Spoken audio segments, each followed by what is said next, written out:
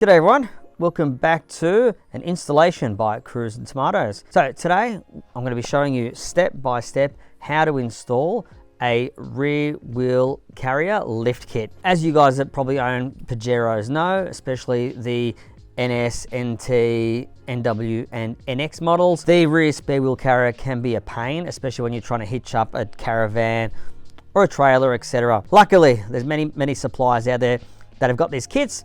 They range from $50, $60, $70. They can even go quite more expensive, up to even $150 to $200 at Mitsubishi. So Mitsubishi does provide a kit as well. We're going to go through step by step how to do this. So step one, really simple. You can see here on this photo, the back of the door, there are two plastic little clips. We undo these and take them off. Really simple, just like that. Next, what we do is we undo the bolts. So there are a couple of bolts in there that we need to get to. So we undo these bolts. All right, those bolts are 21 mil. Step three, we open the wheel carrier from the outside. So step four, we take the wheel bolt off. Again, with another 21 mil socket. Step number 5, remove the wheel. Very common sense, but don't get tricked by it. Remove the wheel. Step 6, take the studs off. Really simple.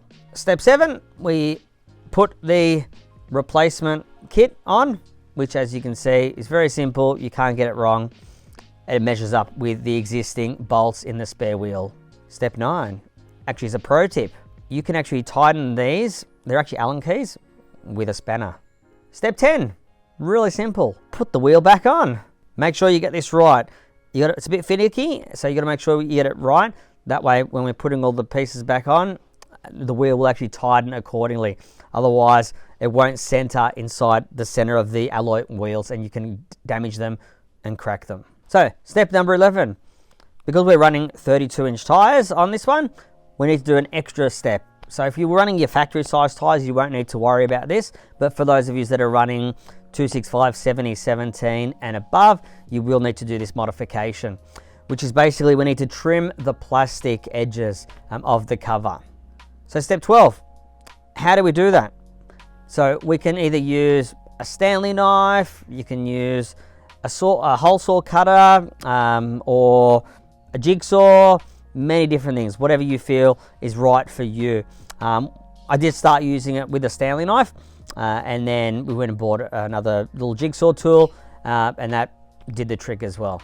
So just to finish up on step 11, you do need to make sure that those edges are nice and smooth because you want it to look nice. You don't want it to look like a dodgy work job. So yeah, go get a nice file and just file the edges, make it nice and smooth so it looks nice and not chopped up. Step 12, really simple.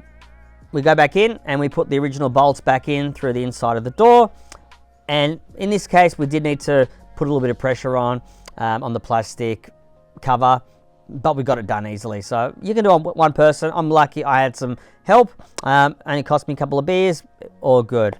And finally, the finished outcome, step 13, or if you're superstitious, 12A. I won't hold it against you, don't worry. All right, so you have a look at the back, and if we're measuring the bottom from where it used to sit compared to where the tire now sits, we've actually gained 3 inches.